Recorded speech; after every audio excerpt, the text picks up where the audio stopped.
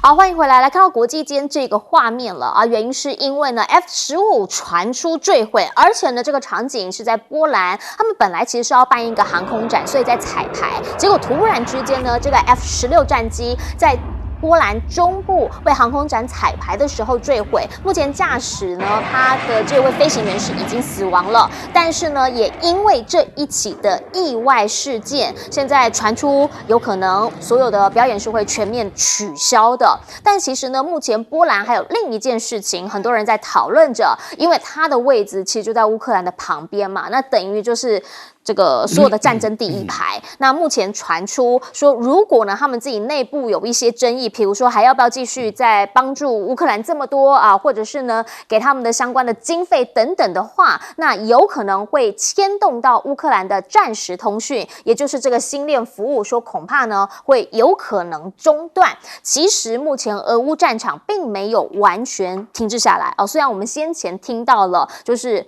美俄有对话，然后美乌跟这些欧洲人有对话，但是呢，俄罗斯打得正顺的时候，现在是大规模的空袭乌克兰。白宫方面他们讲了，说川普呢其实不意外，但当然不开心，因为呢，这一次俄罗斯炸基辅是双普会之后最大的一起空袭。他们在28号的时候是彻夜空袭乌克兰，将近60架的无人机，30多枚的飞弹，而且呢是直指基辅。目前知道是造成18人死亡，48个人受伤。英国有意见了，因为炸到了英国的文化协会，他们建筑物受损，所以马上也召集了这个俄罗斯的大使来进行抗议。而且呢，欧盟、英法德纷纷谴责，说怎么可以突然之间呢又这么大程度的一个袭击跟空袭？不是说好了我们要好好来谈吗？但是你知道，战争前线就是这样，如果要谈的话，那就是战场的实力会等于你之后在谈判桌上的实力，而在这个桌子上头到底做了谁？来看看9月3号这一场。9月3号呢，在对岸他们要办一个93阅兵。那这一次呢，说新华社这边出了一个预告片，那主题是什么？主题是大好河山寸土不让。好，毕竟呢，这个是二次抗战的这个80周年的纪念嘛。外媒发现了说，川普想见的人今天都来了啊，93都会出现在北京。主要原因就是因为习近平之外，还有普京跟金正恩，通通都会出席。那大家一起在北京聚首分析，当然就会讲啦，又是一个轴心团结对抗西方。说呢，其实这场阅兵要展示的是习近平对重塑西方主导的全球秩序国家的影响力，而且呢 ，BBC 甚至直接讲了，说这样子习近平就是一大胜利，他手上会握有筹码，不只是地缘政治的筹码，还有在国际间话语权的一个筹码。但是呢，美国，你觉得他就会就此来接受吗？来看看日本，好，日本的媒体呢讲了，说日本跟美国9月要在延国基地进行提风的部署训练。提风飞弹呢，现在其实不只是部署在日本而已，但不管部署在哪里，对于中方来说都是一个蛮大的在意，就是你为什么要这样？你针对的是谁？甚或也看到了英国的航舰，说2战之后第一次泊靠东京港。那当然，剑指的是不是又是对岸？回过头，我们就想要请教一下亮哥，您怎么样来看？这个是 F-16呢，在为航空展彩排，但突然之间发生意外。不，这个就是一件意外了，这也没什么了。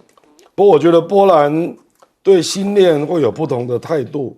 显然是考虑到川普的态度了。因为川普对乌克兰始终对那个安全保证还要挑三拣四，他也很有意见了。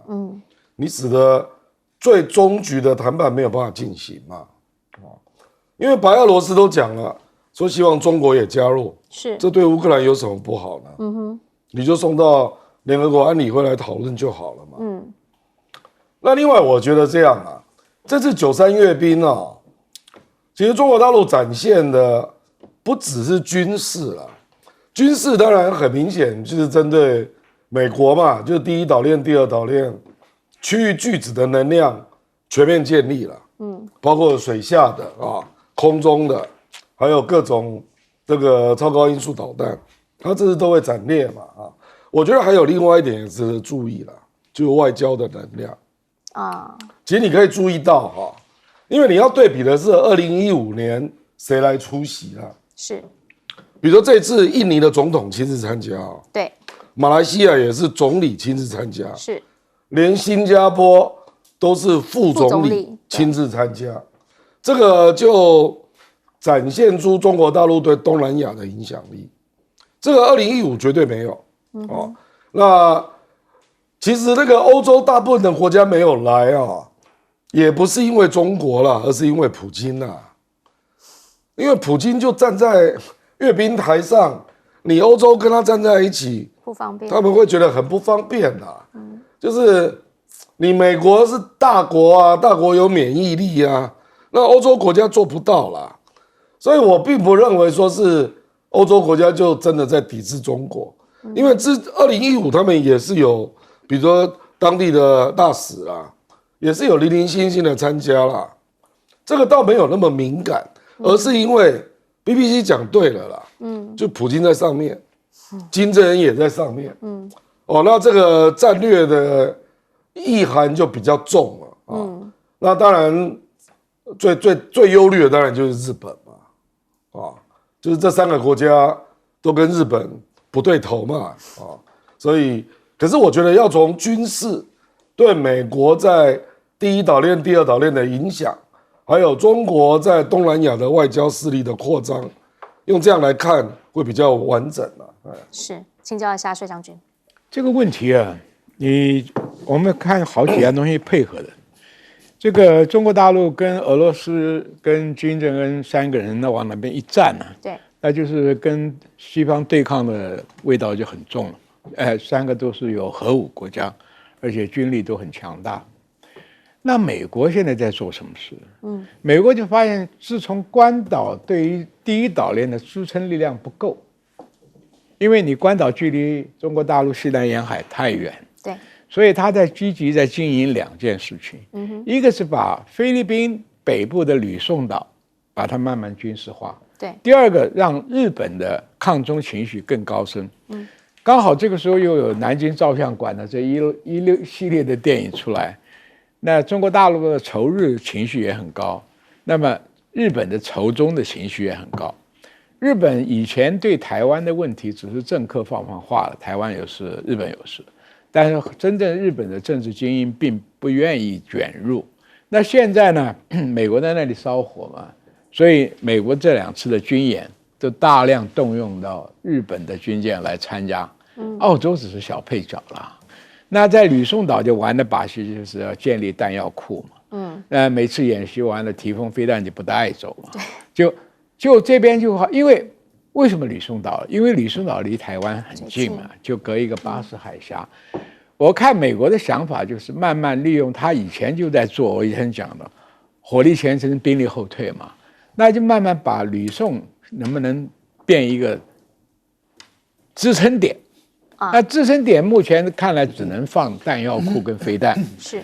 但是各位不要忘记，这个支撑点对于遏制中共犯台力量还是很薄弱了，因为你也毕竟只是一个点那这个火力据点，中国大陆的精准的火箭弹很容易把你摧毁。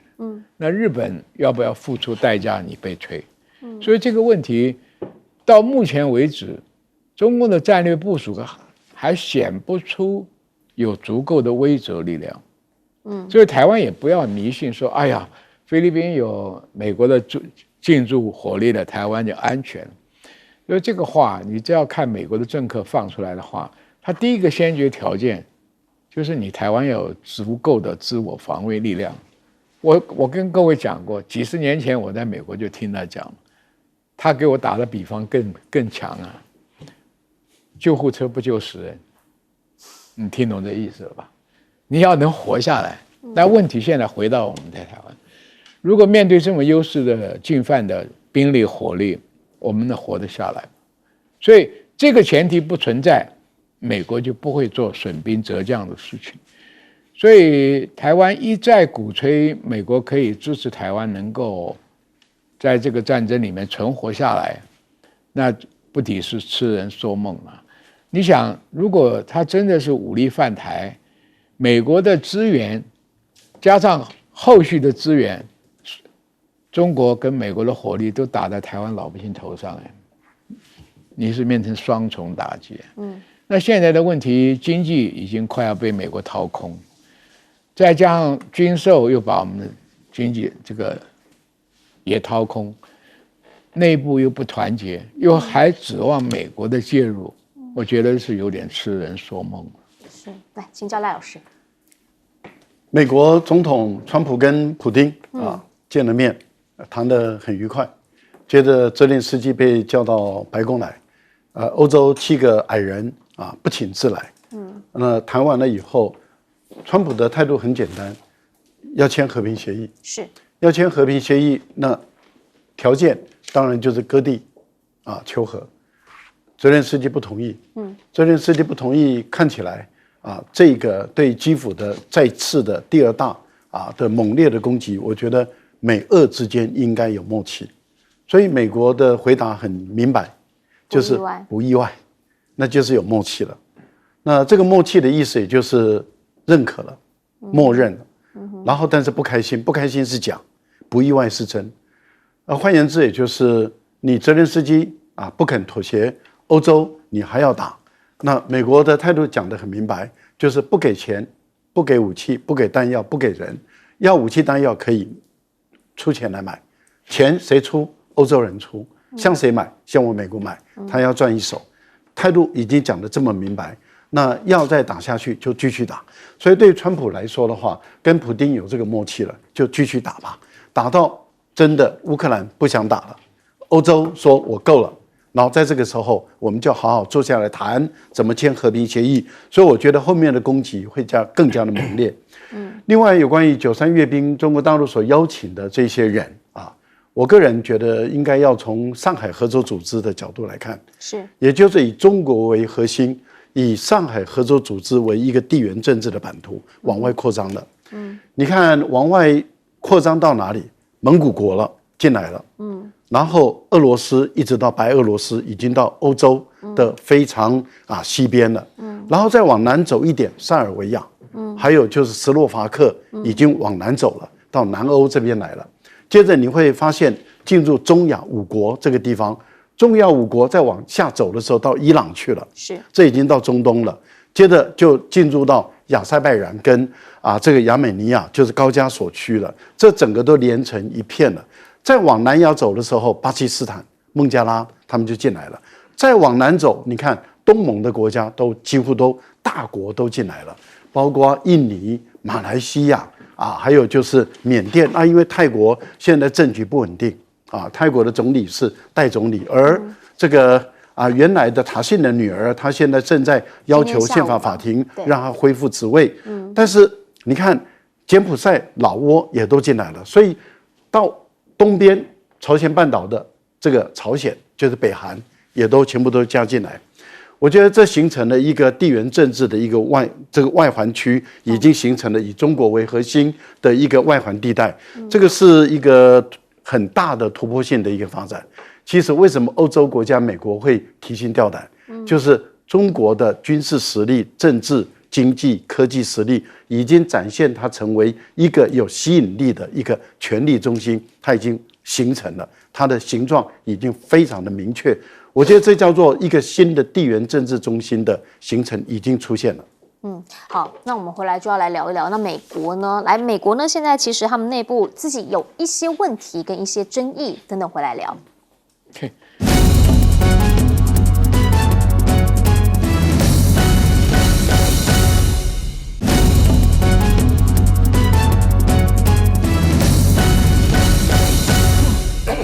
好，欢迎回来哈。我们刚刚讲到美国，美军呢，我们刚刚看到是 F-16，说在军演的时候，有点状况嘛，对不对？不是在演这个航展之前，然后在做彩排的时候有点状况。现在这边呢，在美国这里是 F-35有点状况了。F-35呢，它当时是在阿拉斯加基地起飞之后呢，突然之间发现有问题，据说啦，那个时候飞行员在空中有跟工程师通话将近50分钟，但后来呢还是没有办法，所以他自己先被迫弹射逃生，然后就看到了飞机是螺旋式的下坠，在跑道上炸成火球。目前呢，美国空军的调查讲法是，这一切呢可能是跟里面的液压管线结冰有关，就是机械方面的问题啦。他们现在还在进一步的了解当中。但是对于美国来说，今年不但是多事之秋，有的时候呢，一些纷纷扰扰其实好像是自己想的啊，譬如他们现在取消了小额包裹的关税豁免，所以呢，美国媒体开始讲了，低收入的这些消费者将会成为大输家。好，毕竟呢，目前包括了欧洲哈，包括了亚洲，现在有很多本来是小额包裹主要的这个供应方。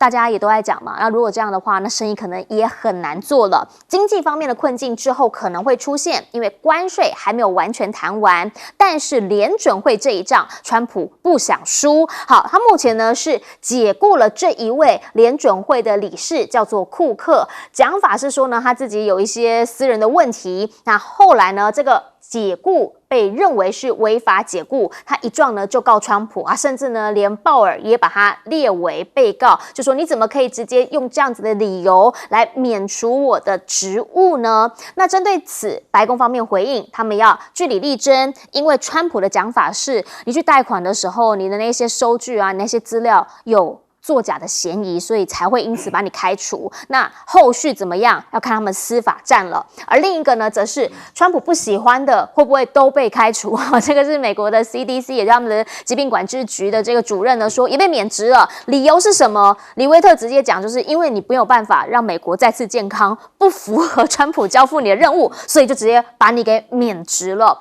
川普有的时候蛮有趣的，有一些事情你会觉得说很硬啊，比如人事这种，有一些事情你会看不太出来，你不是要很硬吗？怎么很软啊？这是哪里？301条款，美国再一次的延长对华301条款关税部分豁免，本来应该是在这个星期就是31号就要到期，结果呢现在又在延了，延到11月29号才届满。那你会问301针对什么？其实就是在技术转移、知识产权跟创新方面的行为。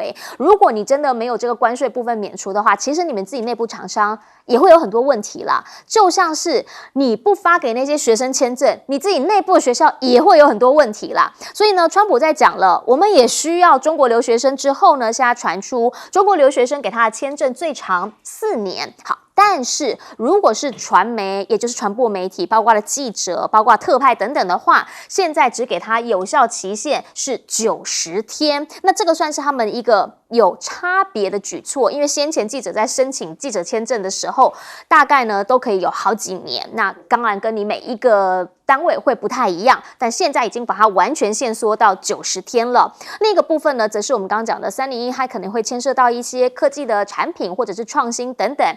好，这个 Blackwell 到底有没有办法卖到大陆去？然后黄仁勋的讲法就是，我愿意给川普抽成。他这句话简单明了，就是让你抽好不好？有钱大家赚，不好吗？好，可是呢，即便你卖到对岸去，对岸真的会买吗？因为现在呢，大陆 AI 晶片的总量说明年会增加到3倍，那会加快降低依赖辉达这样子的一个进度。好，可是与此同时，你也看到了，如果他真的要把这个科技的局做大，他肯定还需要日本或者是韩国等等的协助。但现在传出，日本代表临时取消赴美5500亿美元的投资案，可能因此生变。这讲的呢，其实是在关税战那个时候谈的时候呢，他们有讲一个5500亿美元的投资案。据说啦，日本政府在最后关头，因为行政层级的原因，临时取消行程，然后协议的进度再度的延后。那因为呢，说有一些事项，还需要再讨论一下。但到底是什么？美日之间的关系在这一轮谈完之后，川普会不会更生气？好，回过头我们想请教一下亮哥，您怎么样来看？这个是美军 F-35的战机突然螺旋式的失控下坠，在跑道上炸出火球。这种个别意外都没什么好谈的啦，这个因素很多啊。对。不过我觉得这个小包裹啊，它受害的不是只有低收入的消费者啦，还包括美国的小店家啦，做生意的那一种啦，做生意的，其实做生意的杂货店的那一种，做生意的非常多。那都是用小包裹进货嘛，所以这个我看了一个统计啦，说美国大概会因为这样要多开销，大概要80到100亿美元。那这个对很多人来讲就不知道怎么办啊。那另外那个，我觉得中美的下一轮谈判延到10月底啊，对，这个非常令人意外。我觉得这个一方面凸显出中国立场很硬啊，就不轻易让步，那也凸显出美国就是一定要谈出结果，就美国也不会说就跟你翻脸，你知道吧？不然照理讲，美国可以翻脸啊，再回到原来加税啊，那美国不愿意啊。可是你这个会让整个局产生变化，比如说川普访中国大陆的时间，可能就会延到11月底，甚至更晚，那习近平回访可能就明年哦，这整个局就乱了啊。那这个时间拖越长，其实会让赖清德更痛苦，因为都未定嘛。那美国不想坏了这个氛围，所以就会叫台湾不要乱来，那赖清德就很难做事了啊。可是你从这里就看出啊，这两个大国都逐渐在摸底了，然后越摸越准确啊。比如说举例啊，比如说主持人刚刚就会讲到黄仁勋 Blackwell 降阶30%，中国就会买吗？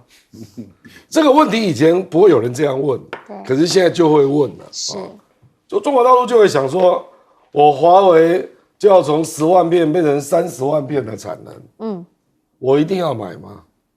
那华为也会跟政府报告啊，说我明年可以做到什么程度，一定是这样嘛，所以而且我认为美国内部也会有同样的声音，说我们真的要让黄仁勋卖吗？这个就有点拉扯了啦，就是中国大陆要的就是技术等级你要不断给我加高，是，不然免谈啊。那第二个就是稀土，大概除了磁铁之外，其他大概都不会卖。那除非你美国拿一个中国大陆非要不可的东西，那我想来想去，只有极紫外光刻机啊，不然有什么东西是中国一定要的？对不对？必需品。对啊，就是我为什么要给你军工产业卖给你稀土？也要我线下马上用得到的。而且他做不出来的嘛，目前还不行的。那比如说他要 HBM，那他那个非常清楚嘛，他知道是海力士跟三星的产品嘛，对，那美国不让售嘛，所以韩国现在也在给你小抗议了。现在三星在德州厂，他也在那边叫啊，说我怎么没有像台积电这样有人来包销啊？台积电第1年的芯片就有人包销，就苹果嘛，可是台积电那是逻辑晶片嘛，是，那三星这个是记忆晶片，那三星现在就在叫，说我美国做出来我卖不掉啊，因为比较贵啊，所以我要不要继续制造？他的工厂现在停了，所以我跟你讲啊，这里面变数都很多了。就是谈判它到底应该要怎么样来谈，所以想请教一下赖老师，您怎么样来看？首先我谈一下 F-35哈，因为我记得我在节目中有谈过啊，美国的前任的空军部长啊，还有空军司令，他有说这个 F-35是那一头屎啊，就是那我们看到了这个情况是，其实在今年3月的时候啊，美国海军陆战队的 F-35确实也迫降，迫降在高知县，休了几天呢？47天。然后在今年的6月的时候，英国的威尔斯亲王号也有一架 F-35迫降在印度，休了几天？37天。然后现在英国的第2架的也是威尔斯亲王号的第2架 F-35在日本也迫降，在鹿儿岛。现在修好了没有？没有，因为它是8月10号迫降，现在已经29号了，19天了，还没有修好。那什么时候会修好不知道，遥遥无期。航母走了以后，可能这一架飞机也还没修好。没修不好，如果一旦过了1个月还是修不好的时候，最后就是装上飞机把它运回去。这代表什么？代表这款战机真的是不好。第2个，故障率太高了。第3个就是维修太难了。因为一般来讲，这种战机你看维修都这么的久，这个不适合作战。所以美国他们有统计，就 F-35的能够，例如说我这个基地我有100架 F-35，但我能够出动率就50%不到，那也就是说我有50架的飞机都飞不起来，就50架飞机能够执行任务，可是明明编制是100架，但是50架却都在维修。那这个情况，这个对美国来讲，他们的飞机的出勤率是必须要达到八成的，所以他们对这款战机很头痛。可是你又没有办法，因为你没战机，你没有新的飞机可以买，所以你还是只能一直继续买那一坨啊。不好意思讲啊。好，那黄仁勋的晶片，我觉得碰到问题了。中国大陆连续啊，不管是官方的或者是官媒，都已经谈到了不安全啊。不现代不环保，大陆要走环保，这个意志很坚定，所以等于是你的晶片一定要环保，这是第一个。那你黄仁勋，你的不管你是 Blackwell 或者是什么，你能不能达到环保的要求，他会跟你在这个上面，他会跟你计较。那也就是说，你的排碳，你例如说，假设你在台湾代工，那台湾本身的排碳有没有达到他们的要的程度？如果没有，那他们就对不起，那这个不行。那要不就是要课税。那因为他们要有碳税，也要开始你要买碳税。我觉得第二个就是不安全。你告诉我，你们的法律规定你一定要有后门，那你跟我说没有后门，但是法律规定有，那你怎么解释？那我觉得在这个部分对黄仁勋来说的话，他一定要解决，要处理这个问题，因为已经是正式的告诉你说，你们的规定是要有后门，你说你没有，但是你要官方背书。说没有，所以你是违反你们的美国的法律，那不然的话，那就不能买。我们看到 H20为什么后来卖不动了？因为大陆他们开始约谈，像腾讯等这些大的买家。那这个大的买家当然很明白的，就是说这种不先进、不环保、不安全的东西不能买，那是 H20。可是 Blackwell 你的安全问题没解决，环保的问题没解决，你的先进的问题解决了，因为不是特供版的那你先进问题解决，可是你2个问题没解决，你还是不行啊。所以黄仁勋这2个部分还是要先解决。是，请教薛将军。首先我要补充说这2件飞机失事的原因是，我觉得美国官方的说明不能解释这个现象。他说是起落架结冰。对啊。但是起落架结冰，照理讲你 F-35是可以垂直起降的。你起落架有没有都无所谓嘛。第二个，螺旋式坠毁。螺旋就会这样，没有推力，没有推力的话，你的发动机有问题，对不对？所以你这个官方的解释对稍有点国防常识人说不通。他而且讲了50分钟在天上，就是飞机故障，对，一直排除不了。你想像我们中华民国很多飞行员很爱惜飞机，想尽办法都要把它落地，不肯提前跳伞。显然这个飞行员没有这个念头，就商量了半天不行，自己弹跳走了。第二个，那个波兰那个 F-15是什么状况？因为我当过伞兵，我知道天上的气流跟地上的气流不一定一样。一般的飞机300英尺就是100公尺以下就算低空。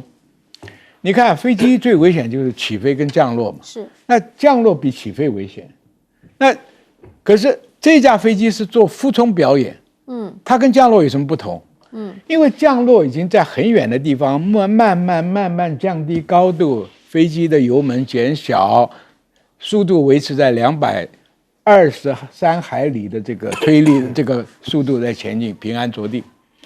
这个表演俯冲是大角度而且高速的往下冲。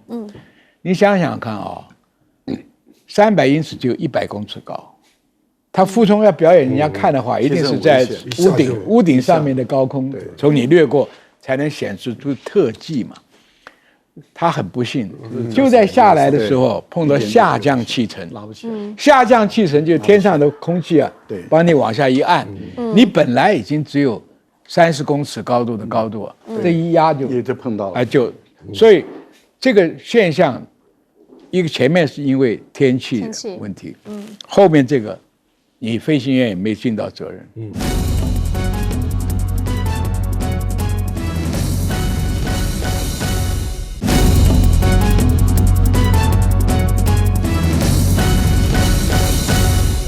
真的。大家午安，我是陈燕莹，欢迎来到新闻大白话。接下来这一小时国内外大小事，要用您听懂的话说给您听。现在介绍这一小时来宾，首先要介绍是退役中将邵华明将军。主持人好，各位观众大家好。还有耶鲁政治学博士郭正亮，大家平安，以及国际政治专家赖玉清老师。主持人好，观众朋友大家好。好，那首先带你来看到的是莱尔校长呢，现在有人说，赖清德好像不太喜欢听到这4个字，但是最新版又来了，带您一睹为快。喂，到底是会不会开车啊？为后好，那个莱尔校长，教务处打来收，赢对投票对抗赛，最终结果是32-0。呱呱和青鸟班现在集体崩溃中，请莱尔校长指示，现在学校气氛有一点乌烟瘴气，那我们接下来该怎么办？这是学校第一次办这么大型的公民夏令营课，面对任何结果，身为校长的我有很多要检讨的地方啦。对，我要在这边宣布4项调整：1. 经济优先；2. 民生优先；3. 弱势优先；4. 青年优先。但是在开始这4项调整之前，有一件事我必须先做到。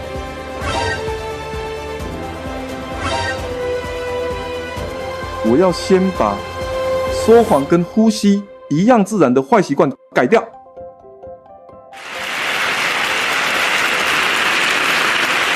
开过没？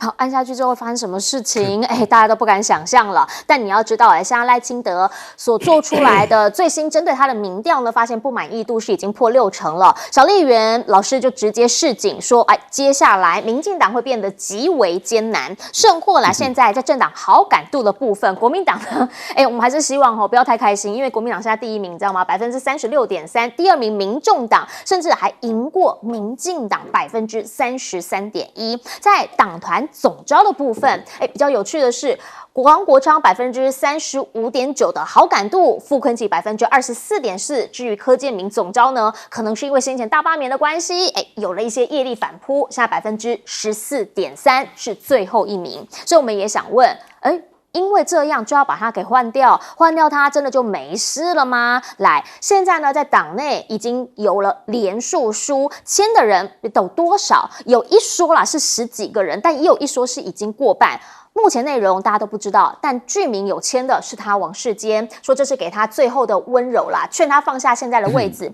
但是他也有说，我不叫你卖做点位哦，我只是说他放下现在总召的位置而已。至于这一位嫡系的大阿哥林俊宪则是讲，他说啦，他觉得2个时间点，一个是这个会期，一个是到1月底，他认为柯建铭会做出智慧的选择，但是这个手法让很多人会说，合适吗？好，大罢免刚结束，内部出现一个小罢免，去网红就直接讲了，你这么抽残，不怕会有大场面出来？毕竟他也在立法院里面干党团总召这么久了呢，他不知道一些内幕、一些事实吗？甚或啦，我们刚刚讲的民调，不是只有总召最后1名呢，还有谁？党的这个满意度、好感度也是最后1名啊。所以大家想问的是，你抓柯建铭杀头，那府院党好像都没有人真的有改呢，这样子民众会有感受吗？而现在呢，在对于这个整个内阁的改组部分，很多人在问的是，到底能不能改一个比较会谈判关税的？因为现在还在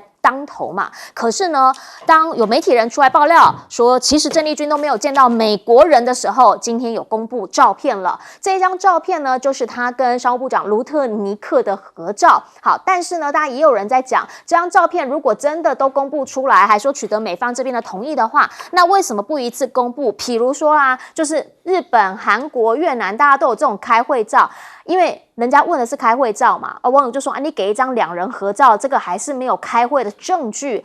为什么不一次让人民安心呢？好，毕竟现在跟美国人做生意，其实有些人会很害怕。我们跟他买军火，给了钱，货没来。专案报告最新资料，今年6月的时候呢，我们发现总计延宕的军售规模已经达到了215.4亿美元，相当于新台币6572亿元。那这样子的一个内容跟数字，大家也想问，我们这边能不能做些什么事，在未来谈判当中，能不能也变成一个筹码？来回过头请教亮哥，怎么样来看？这个呢是莱尔校长最新版又出来了。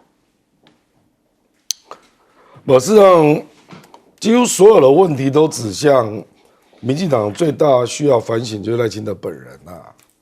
事实上，那个《镜周刊》最新一期的社论就直接写赖清德应该要面对自己嘛，对不对？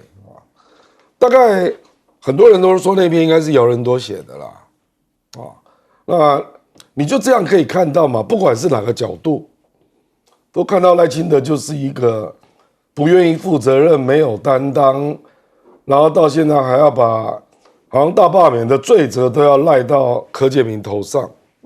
所以为什么你去想一想啊？我在民进党那么久，我从来没有看过说要叫一个人下台啊。我听说有事先去劝啊，被拒绝，然后后来才决定用硬罢免的方式啊。而且都在主席室开了派系会议，结果交出去50个罢免的联署单，回传了不到20个啦。我还听到说只有12张哦，你就知道大家的氛围是什么嘛。那网络上就流传一页啦，说柯建铭搞大罢免，结果到最后被罢免的居然只有他一个，你不觉得这个有点黑色幽默吗？那这个整个局是柯建铭一个人搞的，我看这个没有人相信啦，因为曹兴诚、沈伯洋、卓荣泰哪里是柯建铭主持的动，对不对？然后你也听到卓冠廷、洪建义这一些议员都爆过料，说赖清德有做主持嘛，那也听过罢团的这种种种的声音啊。所以我觉得这个是民进党自己的问题啦，就是你自己当家的人不愿意负责任，那现在党内一团乱，那终究就是为什么民进党会有这样的氛围啊？大家为什么不敢指向赖清德？比如说当年阿扁上次贪腐案，党内也有很多人啊，10几个人，后来被贴标签说11扣嘛。那个时候我是其中之一，我们就只有一个主张，就是不能够让陈水扁一个人领导，要集体领导。为什么民进党连这种声音都没有？这个要去问民进党自己嘛。为什么现在会变成这么独裁，这么没种，这么没胆量，不敢把真相讲出来？这个恐怕是民进党自己问题吧。陈亭妃民调明显领先林俊宪，然后赖清德现在可以表现得如此明显偏向林俊宪，然后就是不要陈亭妃，有这种党主席吗？对不对？所以我觉得这是民进党自己的问题啦。你纵容你的主席独裁嘛，然后他对于在野党也都是这样啊，所以这个国家这个社会要能够有沟通的氛围就非常的困难了。那郑丽君那个事情也是一样嘛。我讲白了啦，吴子嘉会质疑说，你是不是只有视频沟通啊？这个好歹也是一种媒体监督嘛，只是他把话讲得更难听了那结果媒体监督证明有效啊，你出来辩护自己啊，说我们哪里没见面？奇怪，他现在为什么你可以出示照片嘛？他说他经过跟美国有取你得不是说保密同意啊。协定，不，那就表示什么？我跟你讲，这个表示出什么样的内涵啊？表示美国尊重台湾的媒体监督。美国毕竟是个民主国家嘛，他就觉得你们的媒体有这种质疑，那合理啦，那就公布嘛。你事先为什么不跟美国沟通这个呢？你如果在第一时间公布，你是大得分不是吗？结果你自己得分，你不去掌握，那人家当然就会认为你就是跪舔美国，到了不可思议的地步嘛。是美国跟你要钱跟你要台积电然后不准你公布照片，你既然就答应了，然后回来被质疑多久了？我看质疑2、3个月了吧？怎么会有这种政府呢？那我讲白了，我觉得吴子嘉是帮我们大家背了黑锅啊。他被骂，可是我觉得吴子嘉觉得他是理所当然啊，愿意帮台湾承担啊。那徐巧芯到了总咨询去质疑嘛，所以行政院经贸办公室才因为徐巧芯的质疑，然后跟美国讲说在野党在发问了，你不觉得这很奇怪吗？然后你就公布了，我觉得这个就是看出你的处置失当了。其实如果是这样的话，那为什么不就直接让大家问就好了？因为我们问可以让你去问啊，那为什么不上这个力量？有时候觉得很奇怪，帅将军，所以就想请问一下哈，最主要原因还是因为在现在的这个氛围之下，很多人在问的是，到底接下来会不会血流成河，会有大场面嘛？你是讲国会吧？立院里头，或者是在民进党里头，这东西啊，我替老柯讲2句话。当年我们在陈水扁执政时，我当立委也观察过他；到马英九执政时候也观察过他。他的能耐就是对议事规则很熟了。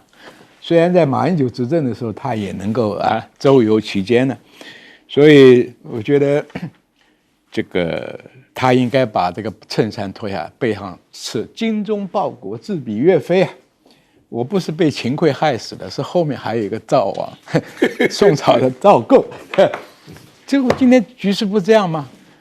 他卖命卖了几十年，当然到最后实在是比较嚣张了。这个一个人霸占这个议事台讲上半天，他也是为你民进党卖命呢。所以王世坚讲这个给他最后的温柔，我倒想起一个歌名叫做《掐死你的温柔》。所以这个不谈。第二个，我们现在真的关心是关税问题，这是台湾能不能过这个很生死之关呢？台湾老百姓最在乎的是经济嘛，经济就牵涉到失业嘛，失业就再碰了通膨嘛，所以这些问题是跟我们老百姓息息相关的。你田美、桂美、八美，台积电都挖走了，怎么会换到关税20%还要加原来的 N？就起码24%、27%，我们跟韩国、跟日本的没有竞争的余地嘛，没有竞争的余地，你就是中小企业纷纷关厂嘛。那大的企业像台积电就连根拔走嘛。你那个晶片再一加税，台湾卖给其他国家的那个晶片就撑不起来嘛。那你是不是我们整个亡国不是亡在对岸呢？是亡在我们自己号称的好朋友啊，美国啊。第二个，我是军人，编了这么多预算，我关心你能买什么好东西啊？是，以前买的东西到迟迟不能交货，我们也知道美国国防部都在盘点它的库存了，能够给你的都是过期的、逾期的垃圾货给你啊。我们花这么多钱买这个干什么？我就看那个弹簧刀那个飞弹，无人机，我就非常生气。那个是俄乌战场上刚开始的时候，它是有点效果，人家没看过。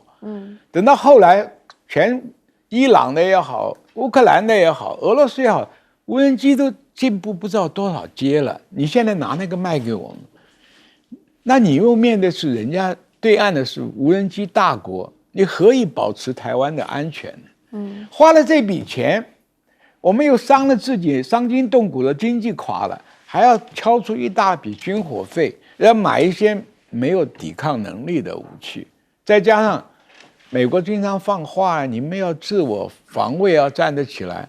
今天你这种团结的态势，我们的人民能够团结起来吗？这么多国防预算，为什么不拿点钱给志愿役加点薪呢？因为很多人听得说啊，有战场加急3万块，所以去当兵或者考军校。现在一听说没有预算没编，我真不知道将来靠什么去打仗，就靠我们莱尔校长那张嘴，就可以鼓动全民忘生忘死的去跟对岸搏斗嘛。打仗都是靠人呢，不是买那些垃圾货来装点门面的。是，来请教一下赖老师。赖清德从上任到现在执政失利整个台湾陷入困境经济也停滞人民的生活，也不知道未来该怎么办。美国对台湾的关税又一直在拉高啊，还有就是到目前为止没有确定的谈定，因为他跟日本要钱，跟韩国要钱，现在跟台湾到底要多少钱，我们不知道。林佳龙突然间跑去菲律宾，我们都高度怀疑啊，就是说拜登答应的钱，美国人川普不给，那现在是不是要台湾来付这笔钱？因为去年2024年啊，这个4月的时候，拜登说要跟日本要给菲律宾1000亿美元哦，1000亿美元，然后帮菲律宾打造一个叫做吕宋的经济带。那林佳龙突然间跑去，那是不是表达说，这个单是不是要台湾买，然后在关税方面做一些调整？我们不晓得。那这个部分要等林佳龙确实的回答，因为有一个美国商界的那个副执行长，他也去了担任团长，这就不合理了。所以我们对这样的一个动作，我们觉得很敏感，但是都不透明，都没有让我们老百姓知道，我们觉得很不理解。那经济陷入成这样，那现在还执意要推动2次的大罢免，2次大罢免，2次大失败，大失败以后，责任就东怪西怪，怪青鸟，怪公民团体，怪谁？怪曹庆成，东怪西怪，那些人都要负责任。但是最主要要负责任的是谁？应该是赖清德这3个字。而现在一看，这个火越烧越旺，就要想办法把它转移焦点，转到这个柯建铭、柯总召这边来。柯建铭是执行者，他不是决策者。什么时候柯建铭是主持民进党的党中央他来拍板定案，说大罢免，我党主席我说了算。柯建铭不是党主席，他不是党主席，凭什么要他负完全的责任？柯建铭要负责任没有错啊，只是负一部分的责任吗？吴思瑶难道不用负吗？还有那个一堆这个都支持大罢免的人，难道都不用负责任吗？都要负啊，怎么全部把它转移到柯建铭这边来？这个代表什么？转移焦点，把火应该往赖清德这边烧的转到柯建铭来。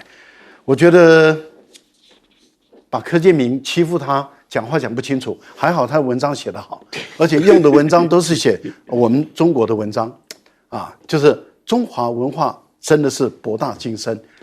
你看这些，不管徐国勇上来引用中华文化博大精深的文章，这个柯建铭内心里面一肚子委屈也用中华文化博大精深的文章写得多好啊，多美啊！好，最后讲一个，我还是要讲郑丽君到美国去。第一个，有什么见不得人？照片为什么不能公布？第二个，旗子呢？日本有旗子，韩国有旗子，越南有旗子，那我们的旗子跑去哪里了？帮个忙吧，这不是小偷不是去约会不是见不得人是公开嘛，就公开给大家看嘛，拜托吧。好，对于民众想要的那个公开的画面，又或者是两边开会坐着，然后呢在商讨开会这样子的一个场面，对于很多民众来说，他想要知道的就是能不能透明一点点。我们希望知道有很多的细节，但是呢，时至今日都已经要9月了，大家还不知道最后的结果是什么。政府只告诉我们，他们还在努力当中，希望能够调整，但是能调整到哪里去？这个是大家最在意的事，因为这牵扯的是你我他的荷包每一个人的荷包都会受到影响的。先进广告。不开会。